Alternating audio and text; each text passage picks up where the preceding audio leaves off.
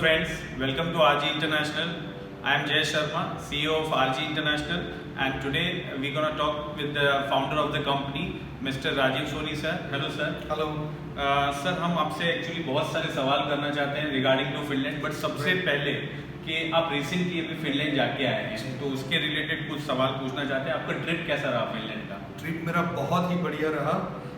थोड़ा वेदर थोड़ा चैलेंजिंग मेरे लिए था, क्योंकि मैंने फिनलैंड में जितनी बार भी हमें गया हूँ अभी तक, मैं हमेशा समर या ऑटम में गया हूँ।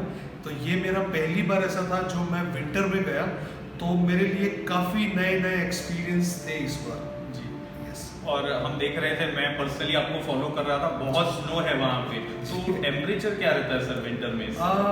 वैसे अगर दिसंबर में आप जब जाते हो तो दिसंबर में जाता है -10 -15 तक, बट जब मैं गया तब वो मिड फरवरी था। तो मिड फरवरी में वो 0 से लेके -6 -7 तक था, बट तभी भी मेरे मतलब स्नो काफ़ी गिरी हुई थी। तो जब मैं निकला वहाँ से तब वो स्नो मेल्ट होना शुरू हुई। तो जब मेल्ट होता है तब ठंड थोड़ी ज़्यादा लगती है, बट जब स्नो गिरती है तब थोड़ी कम लगती है। तो it was little bit of challenging. Yes. Okay.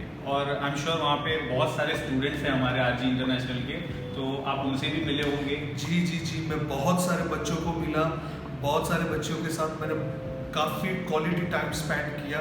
Specially जो बच्चे हमारे दुर्गू में हैं, मैंने 2 नाइट मतलब रात को 2-2 बजे तक उनके साथ बैठा, उनके साथ बातें की, मस्ती की, उनके साथ डिनर किया, उनके साथ मतलब साथ में खाना बना के साथ में खाना खाया। तो that was best experience for me. And Sharma ji, मैं एक और चीज़ बताना चाहूँगा कि रिसेंटली आज ही हमारी यूट्यूब चैनल जो है आरजी इंटरनेशनल, उस पर एक वीडियो हमने पोस्ट किया है और उसकी लिंक भी हमने ये वीडियो के डिस्क्रिप्शन में दी हुई है।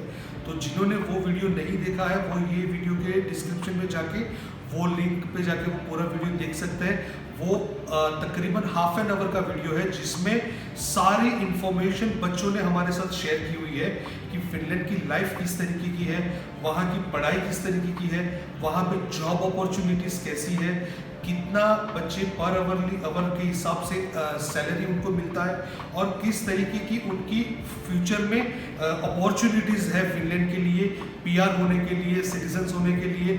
और स्पेशली जो एप्लीकेंट्स मैरिड है, जो स्पाउस और बच्चे के साथ जाना चाहते हैं, तो वो भी ऐसे भी बच्चे थे हमारे साथ जो मैरिड फैमिली मतलब वहाँ पे सेटल्ड है। तो उनके भी काफ़ी एक्सपीरियंस हमने उसमें ऐड किए हुए हैं डायरेक्टली फ्रॉम स्टूडेंट्स।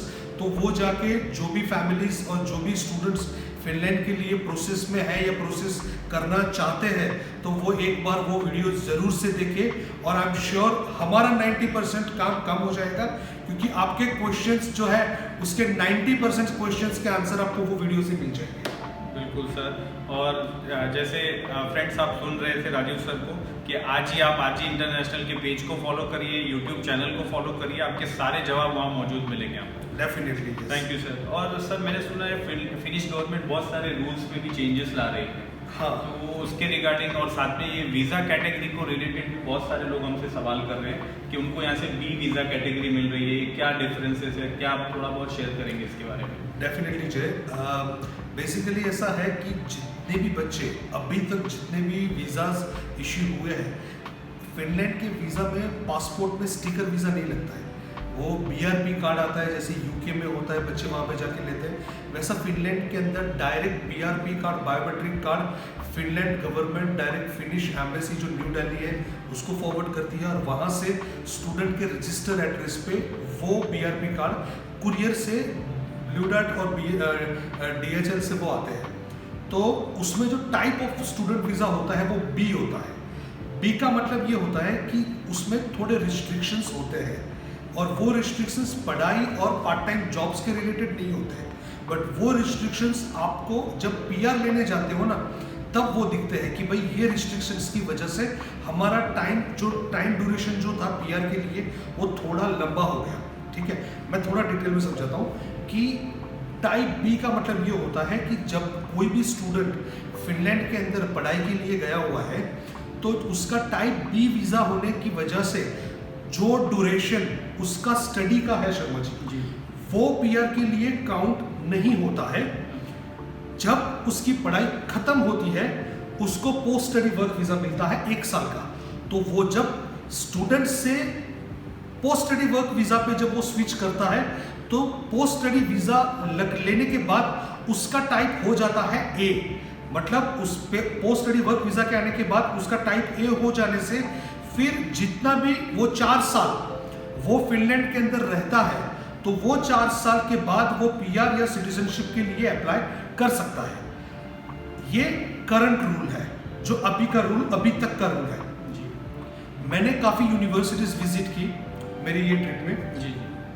और कई यूनिवर्सिटीज के मैनेजमेंट से मैं मिला और उनसे ये इंफॉर्मेशन मुझे मिली है कि अप्रैल से ऐसे नए रूल्स आ सकते हैं और चांसेस आर वेरी हाई कि स्टूडेंट को यहीं से जो अभी तक टाइप बी वीजा मिलता था वो हो जाएगा टाइप ए। मतलब स्टूडेंट यहीं से टाइप ए वीजा लेके वो फिनलैंड जाएगा अप्रैल से और पूरा टाइम वो जो जितना भी ड्यूरेशन है वो स्टडी करेगा और उसके बाद उसको 1 साल का वर्क परमिट मिलना है। फिनलैंड का पीआर के लिए रूल ऐसा है कि 4 साल वो टाइप ए वीजा पे रहता है तो उसके बाद वो एलिजिबल हो जाता है परमानेंट रेसिडेंसी के लिए। तो ये टाइप ए वीजा मिलने से यहाँ से बच्चों के लिए सबसे बड़ा फायदा ये है शर्मा जी कि जितना भी ड्यूरेशन वो स्टडी परमिट पे स्पेंड करता है फिनलैंड में वो पूरा ड्यूरेशन काउंट 100% काउंट हो सकता है उसकी परमानेंट रेसिडेंसी एलिजिबिलिटी के लिए। मतलब अगर कोई बच्चा बैचलर के लिए जाता है एग्जाम्पल तो उसका 3 साल का बैचलर है तो 3 साल के बैचलर में उसका 3 साल ड्यूरिंग द स्टडी उसके बाद 1 साल का उसका पोस्ट स्टडी वर्क परमिट। मतलब उसने 4 साल कंप्लीट कर लिए तो उसके 4 साल के बाद अगर वो टाइप ए वीजा पे रहा ये 4 साल तो उसको कुछ भी वेट नहीं करना है। After 3 years of education and 1 year of post study work straight he can apply for the permanent residency. So ये सबसे बड़ा एडवांटेज है और जहां तक मेरी नॉलेज में है अभी तक कोई भी इंग्लिश स्पीकिंग कंट्री जैसे कनाडा है, यूएस है, ऑस्ट्रेलिया, न्यूजीलैंड, यूके, कोई भी ऐसी country not even in European union जो भी duration study full time study में है बच्चा वो कभी भी पीआर के लिए या फुल टाइम वर्क परमिट में वो कभी भी कंसिडर नहीं होता है, काउंट नहीं होता है। तो फिनलैंड ही एक ऐसी कंट्री है शर्मा जी जिसमें ये पूरा टाइम अब से आने वाले टाइम से ये काउंट किया जा सकता है और जिससे सबसे बड़ा बेनिफिट स्टूडेंट और उसकी फैमिली को मिलेगा। सर ये तो अपने आप में एक एक्सक्लूसिव न्यूज़ आपने शेयर की है।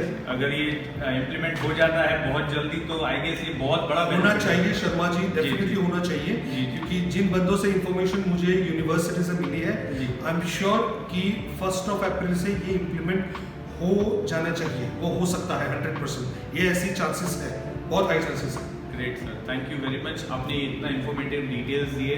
और सर एक चीज़ लास्टली मैं पूछना चाहूँगा कि बहुत सारे स्टूडेंट्स और पेरेंट्स पूछ रहे हैं कि क्या वहाँ इंडियन फूड इजीली अवेलेबल हो जाता है फिनलैंड में? मैंने अभी थोड़ी देर पहले किया कि ये डिस्क्रिप्शन में एक वीडियो क्लिप है जी, ठीक है, जिसमें सारी इन्फॉर्मेशन है। बट तभी भी जब आपने मुझे क्वेश्चन पूछ लिया है तो मैं डेफिनेटली इसका आंसर आपको देना चाहूँगा।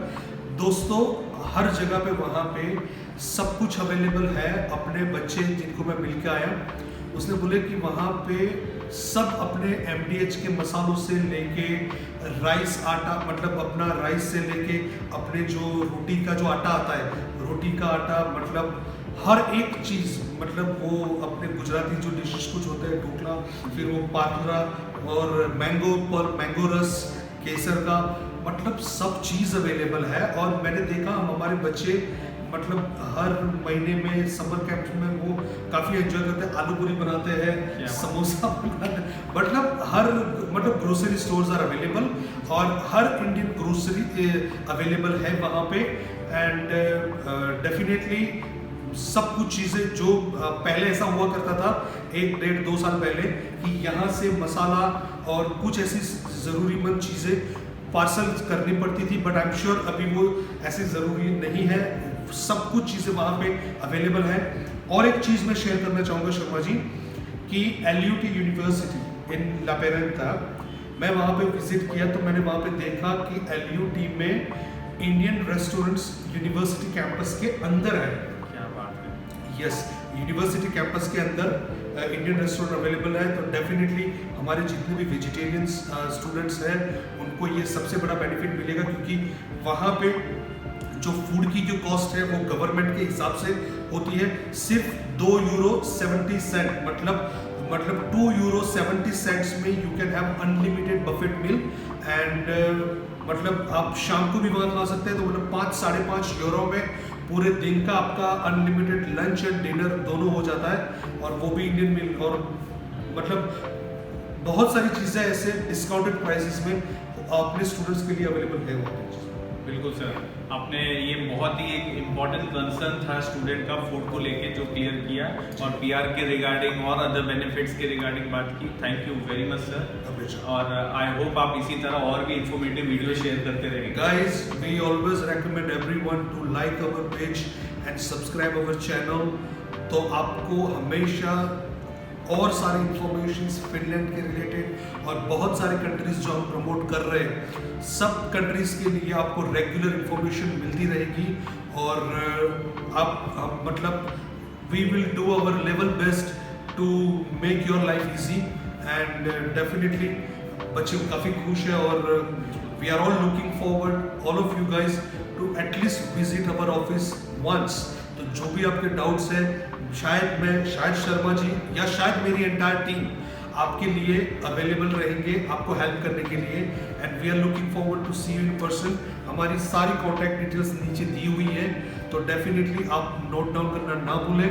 हमारी वेबसाइट है www.rginternational.org, और हमारे सारे social media page Instagram, Facebook, Twitter, LinkedIn सब पे हम, इवन ऑन यूट्यूब सब पे हम अवेलेबल है। और लाइक करें, सब्सक्राइब करें, and will be happy to help you. Thank you. Thank you.